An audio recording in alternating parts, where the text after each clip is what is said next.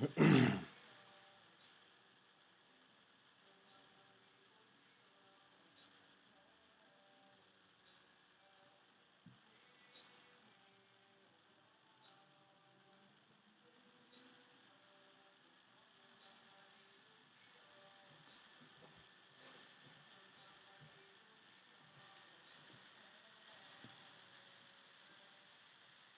think we might be online.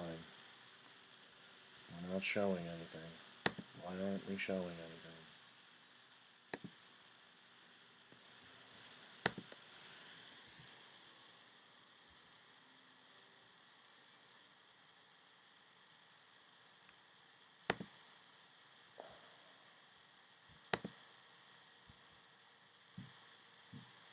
Here we go. Okay. What's up, guys? TommyFresh here. Let's talk about it. How's everybody doing? Welcome to the channel. If you're here, or if you're viewing it later on, um, you know, thanks for coming. I'd really help it, or I'd really help it. I'd really appreciate it if you could give me a like, maybe subscribe and hit that bell.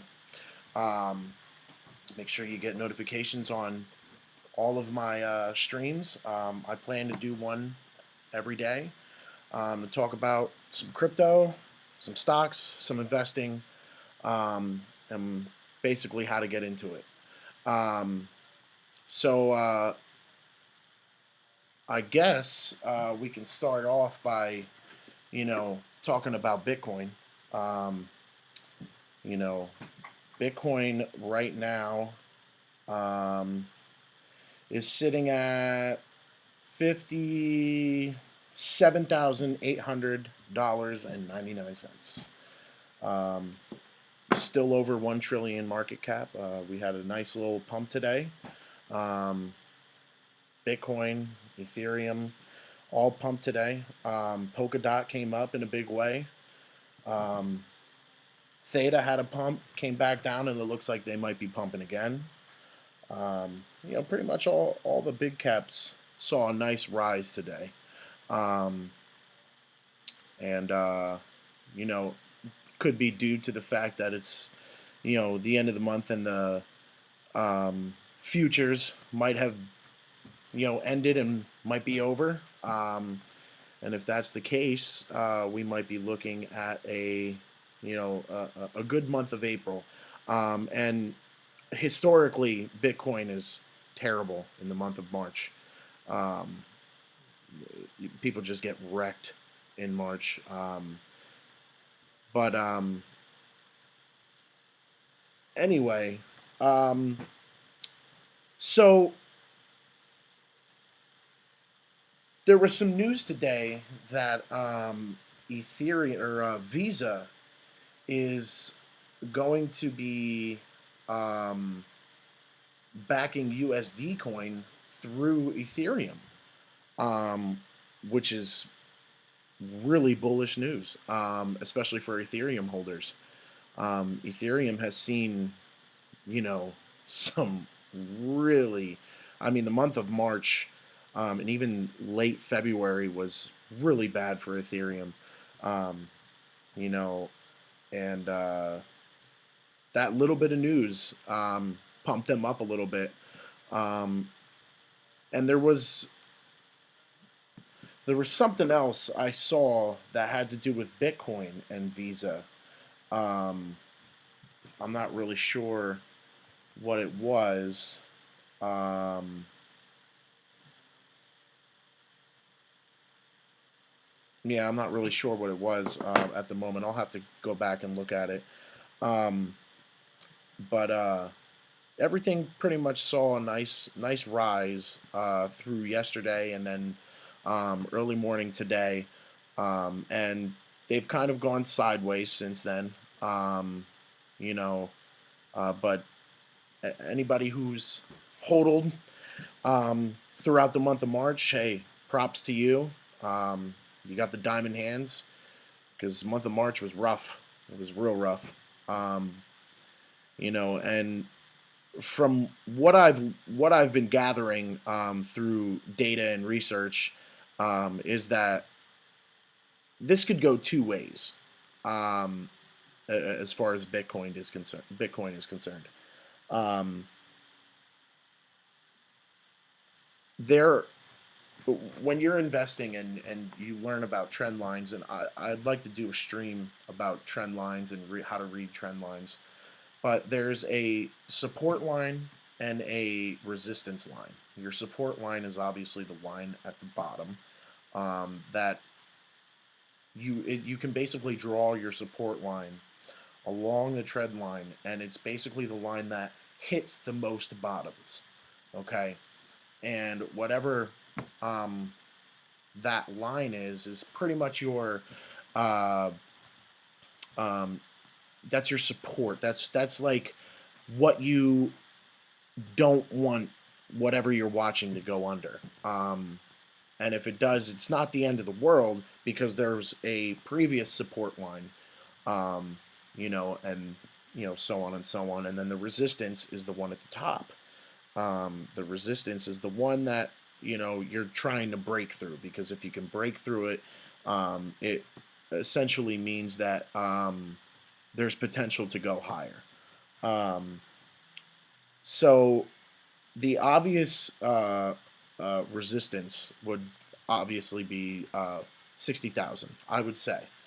Um, you know, and if we can pump past 60,000 um, and continue to go, it's looking like a possible 90 to 100,000 Bitcoin by the end of the month of April.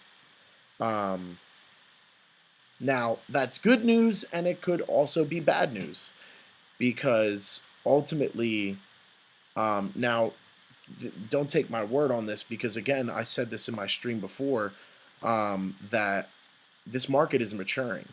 There's different players in the game. There's high profile investors. There's institutional interest. It's a different market than what it was. You know, we're not seeing 80% corrections, 30% corrections. We've been seeing, 15, 20, nothing, pretty big dips, but nothing too serious. So the first way obviously would be to go to 90 to 100,000 by the end of the month of April. And then the other scenario would be Bitcoin drops and goes below 47,000. Um, Now, here's what the analysts are saying. Um, if Bitcoin drops below 47,000, that's not such a bad thing, um, because the market is maturing. Ultimately, Bitcoin has been on a steady rise, and it hasn't really seen big corrections. Um, and what they're saying is that if it just goes to 90 or 100,000 without dipping first, we could see a major correction after that. But if it dips first and then pumps up, um, it could well surpass 90 or 100,000,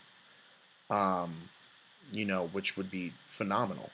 Uh, but ultimately, um, when it comes to my own portfolio and how I invest, um, I keep Bitcoin, obviously, um, but in the same respect, the days of making tons of money off of Bitcoin are pretty much past us. Yeah, we can profit from it, but I believe that the days of the 100x Bitcoin is well behind us. I just don't see it anymore. So there's other plays. There's definitely other plays that we can get into that would make us more of a return. Um, One of the ones that I had mentioned earlier was theta. Now Theta is, I mean, the project itself is a project that's perfect for the time being. For the the economy and society that we're in today.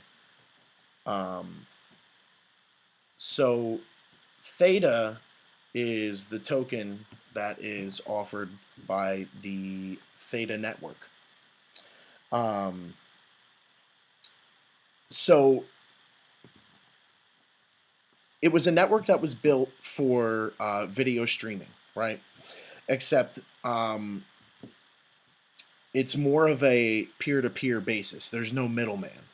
You know, it's not your it's not your typical um, streaming. It's decentralized, um, which means you are the streamer. You create the stream, you run the stream, and then you broadcast it yourself through the Theta network.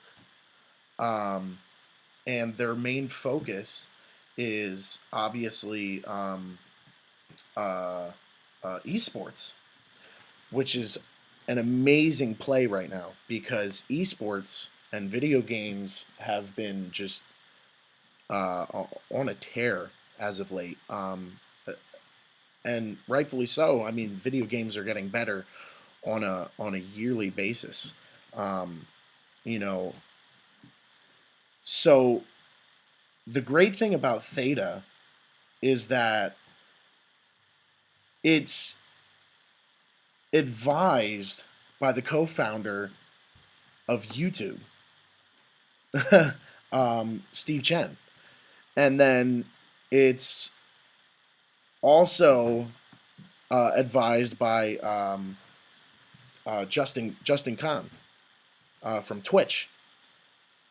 So there's already streaming platforms that are backing this, and you know I think that's phenomenal. Phenomenal that you have these big tech companies that are already standing behind this decentralized video streaming platform with a focus on esports. And the reason I say it's a good play for the time that we're in, the economy's opening back up, and people are chomping at the bit to get out and go do things. And the great thing about that and why that correlates with Theta is the easiest place for people to go have fun is Las Vegas. And Las Vegas is really diving into the esports. The the World Series of Gaming, I think it's called. I'm not really sure. Um, all I know is that it's a big thing right now, and um, you know, it's a play that is fit for the times, and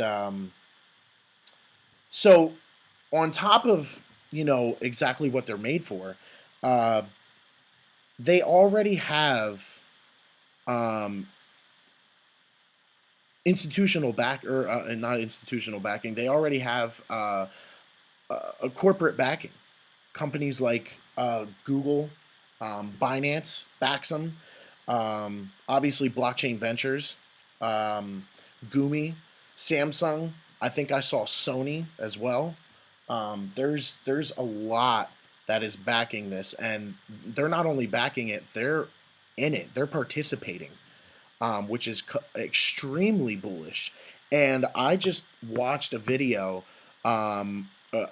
recently that somebody said they didn't even realize how fast and how much in a short period of time, just in the last year, Theta has grown 20,000%.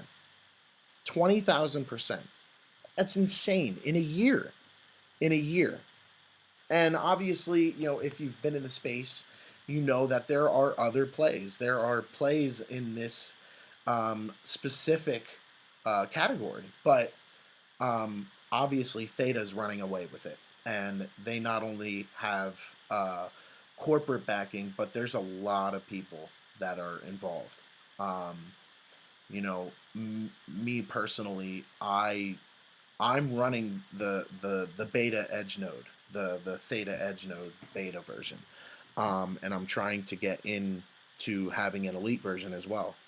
Um, but the token, um, the token recently, over the last week, I believe it topped out at 14, or was it 4? Yep, 1494. 1494 it topped out at. And then it took a little breather, and it's still on that breather.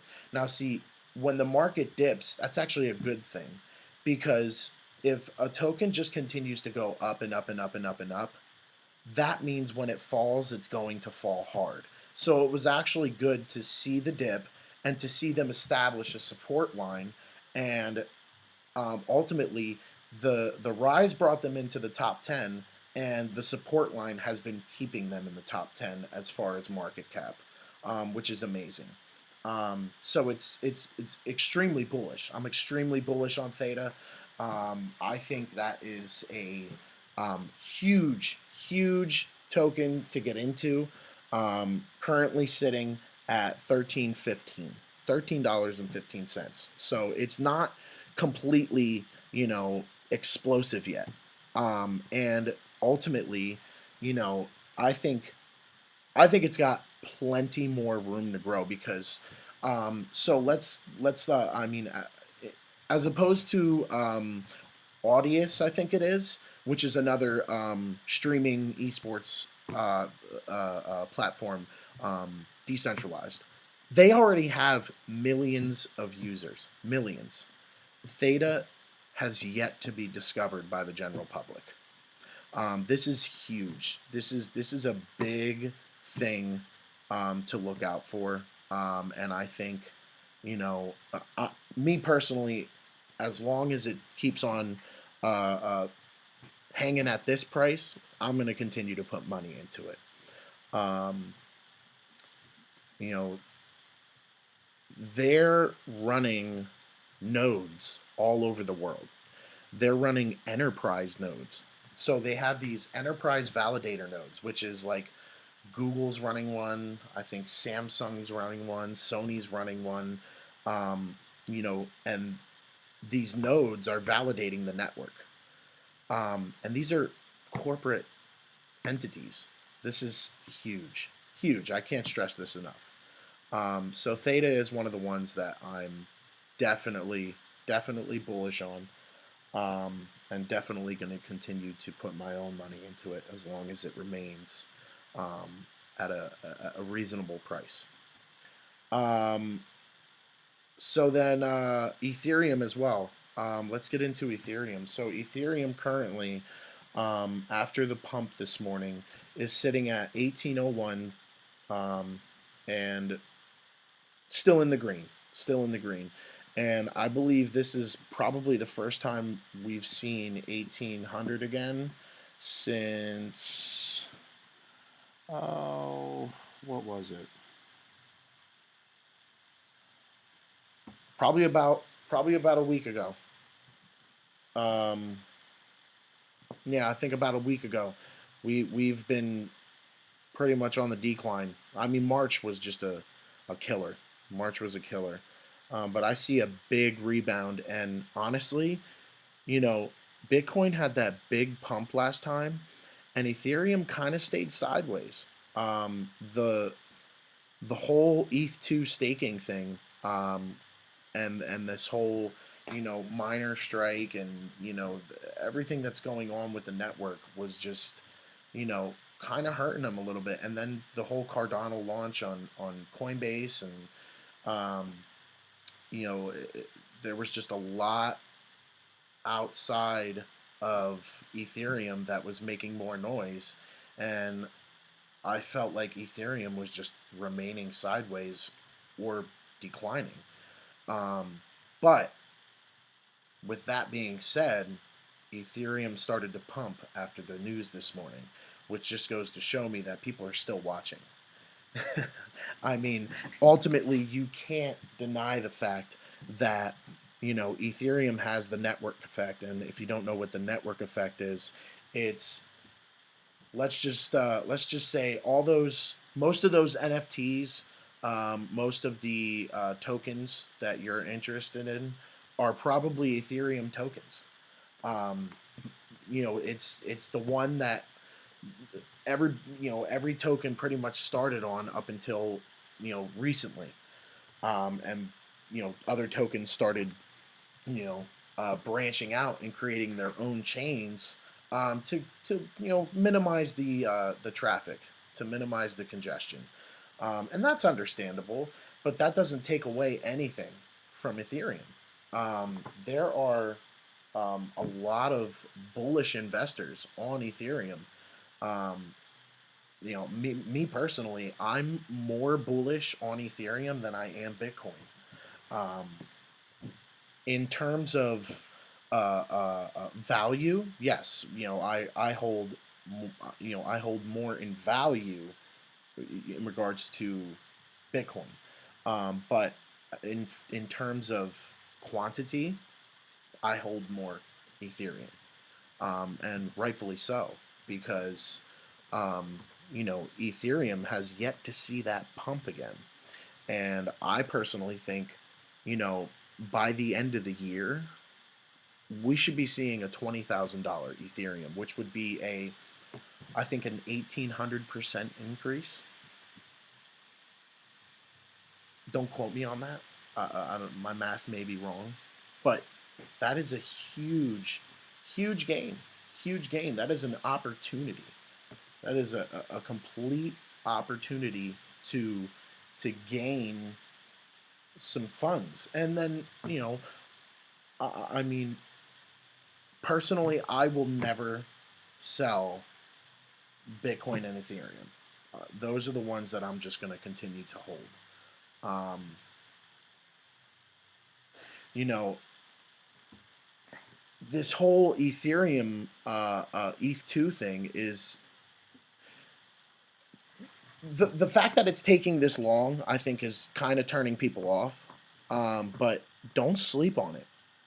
Don't sleep on it, because there are millions, if not billions, locked up for this ETH2 staking.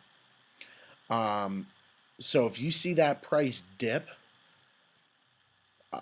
I'm still bullish on Ethereum. I see that price dip, I'm buying in.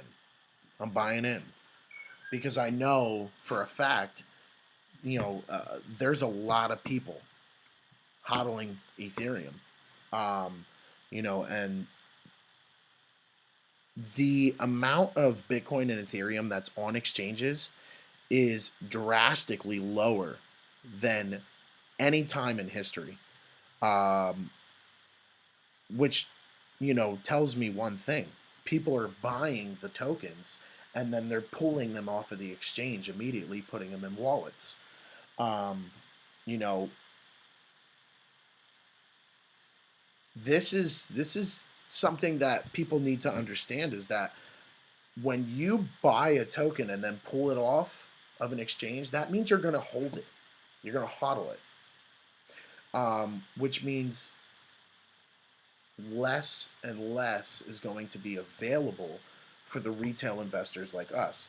And I'll tell you what, my personal opinion is that these dips are done purposely. Because if you notice, every time it dips, it always comes back. Well, that's because, you know, beginner retail investors are selling the dip. They're, buying the top and then selling when there's blood in the streets, as they say, you know, and then institutions are investing. Institutions are in it. They're here.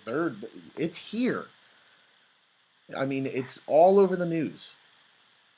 It's all over YouTube. It's all over everything. Social media. The institutions are here. They're investing, and every time you sell, you're selling your Bitcoin to an institution or a whale. Somebody is buying your Bitcoin and Ethereum. Don't fall for it. Do not fall for it. So moving forward, Cardano had some really big news as of recently.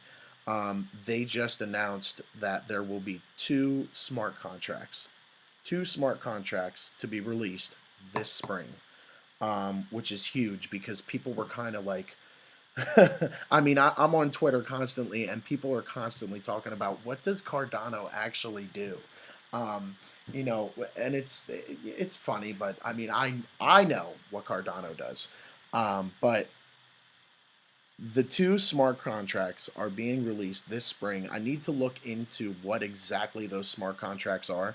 Kind of had some running around I had to do, so I didn't really have time to get into it. But that is big news for Cardano. Um, you know, I think Cardano is another play that is like right at the top of my list. Cardano's the token that, or Cardano's the um, the project that provides the ADA token.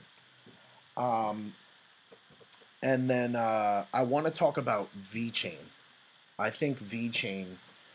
Somebody had asked me about it earlier and what it actually does, and you know, uh, what's the play here. Um, VeChain offers the VET token. So VeChain is a supply chain management, which everybody knows in 2020 during the COVID-19 lockdown when um, everybody was buying up all the toilet paper and hand sanitizer and masks and gloves. And by the time the public was done, our medical personnel didn't have any for them. And they were actually struggling to provide this PPE for our medical personnel, which was really, really dangerous. These people were the ones that are taking care of the people that are sick. These are the ones that are, constantly around it, and they were fighting the public for PPE, um, which is a perfect example of supply chain dysfunction, supply chain unmanagement. VeChain is a play in that aspect. Um, they are a supply chain management company. They began in 2015, so they're fairly old. They've been around for a while, and they launched in 2016. Um, Aims to use distributed governance and Internet of Things technology to create an ecosystem which solves some of the major problems with supply chain management. Um, Ultimately, what VeChain does is they provide a platform where you can track said purchased item from start to finish. And I don't mean like from Walmart to your house, I mean like everything before Walmart as well. Where that metal came from for that bed that you ordered, how they put it together, the screws, everything that goes into it from start to finish until it gets to you. And ultimately, you know, the whole idea is to boost efficiency, traceability, and transparency of supply chain while reducing costs. I mean, that is huge, huge, and something that people really need to pay attention to. I mean, VeChain is currently sitting at less than 10 cents, and they're a big cap. They're up there. Their market cap is $5 billion. They're up there, in the top 20. They've been around for a long time, and Sonny, their CEO, is a great guy, and you know, they just updated the wallet, the VeChain Thor VThor chain wallet, I think it is. I actually use it because I hodl VeChain. I think VeChain is one of my plays that I'm going to profit a lot off of. VeChain is a really, really excellent play right now, and I think as long as it's under, 50 cents, a dollar, it's undervalued, completely undervalued. Um, Now, somebody had asked me earlier about uh, two tokens, and they were wondering, you know, about the replacement of, the dollar, and basically saying that um, which one of these is going to replace the current, monetary system. And ultimately, there's a couple things that you have to understand in regards to, you know, in regards to that aspect. Um, so ultimately, the first thing that came to my mind was, you know, Bitcoin. So Bitcoin is currently considered a corporate tool, something that corporate can use to move assets around, um, purchase assets, um, and so on and so forth. Uh, you know, and it's also used as a store of value. It's not meant to replace the dollar. It's meant to hedge the dollar. So in terms of inflation and interest, it's meant to hedge the dollar. Um, a defense for when the dollar loses value, and the dollar has consistently been losing value. Um, it was never meant to take over the dollar. Um, Two, there's other plays in the crypto world that are more suited for that position. Um, Now, currently, XRP is being scrutinized by the SEC, and there's news on one side saying that XRP is guilty, and then there's news on the other side that's saying the SEC is full of crap. Um, Ultimately, we won't know until the verdict comes out. But if you take a look into XRP, their whole platform, I mean everything, the Ripple Labs, the ledger, whatever they have, um, it's all essentially made for payments, a global payment system. Um, if there's anything out there that is not a stable coin that is going to take that spot, I would say it's XRP. They already have a global network. How can a coin that's only worth 50 cents, be one of the top 10 coins in the world? I mean, they consistently hold volume. They're up there. They're up there, and when the time comes, the network effect will show. Um, Ultimately, in regards to the case, I think XRP as a token will be fine. I think XRP will continue on, but I think Ripple may face some, some not so great issues with the SEC. But I think XRP will be fine. And I mean, let's dive into XRP a little bit. So XRP provides a global payment system that can handle, I think, up to 1,500, or is it 15,000? Maybe 1,500 transactions per second. Per second. So they're up there with Visa and MasterCard. On top of that, it's decentralized. It's peer to peer. There's no middleman. So when you send it, and it's on the blockchain, so you can verify that it went to the place that you sent it to without having to go through another source. It's trustless. You know, you don't have to worry about a bank not making that payment. Um, so on top of that, it's actually also less energy consuming than Bitcoin and Ethereum. It's very energy and eco friendly. Um, Not to mention the speed of XRP is said to be quite faster, but I'm not really sure because I've never transferred XRP. Um, but what I do know is that if there's any crypto in the game besides a stablecoin that is going to take over the dollar, it would be that one. They already have central banks in other countries that are using XRP. It was only outlawed here in the U.S. Um, you know, it's not outlawed in any other country. Um, with that being said, you know, number three,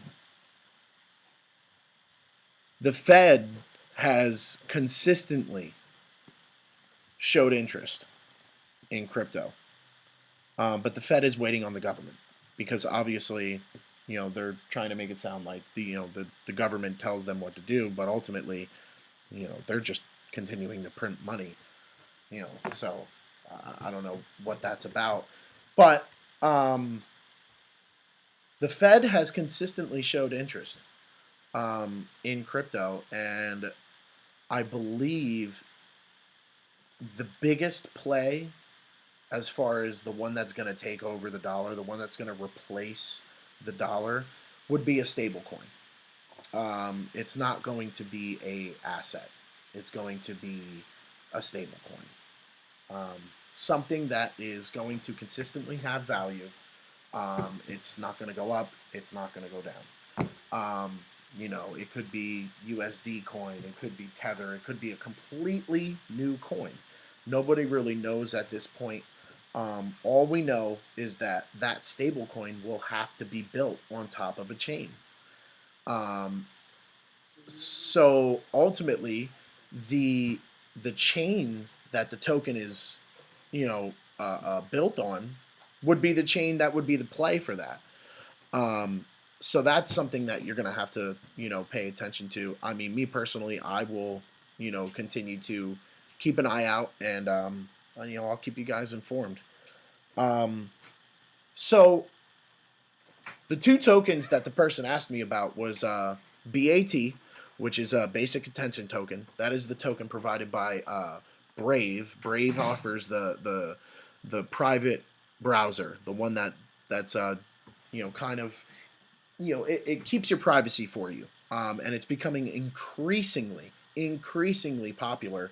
Hence the reason why they have boosted early this year. But they kind of went sideways. But I don't think Brave is done going.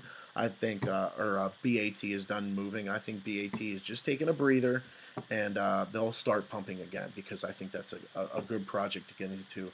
People are really, really concerned with privacy as of lately, and I think that's something to look into. Um, so as well, I think the other token he asked me about was Audius, which is that other streaming um, platform project. Um, and I pretty much, I said the same thing I just said before. They already have millions of users. I really don't think there's much room to grow. Um, in regards to Audius. I mean, yeah, it might pump a little bit, but I think the in terms of growth, in terms of growing out of control, I think they're past that. Now, this is my opinion. I could be wrong. Everything is speculation in this game. But ultimately, I mean, if you do your research and you look into it, you'll realize that they're already in an established platform. You know, Theta is the play. when it comes to that, that area of expertise.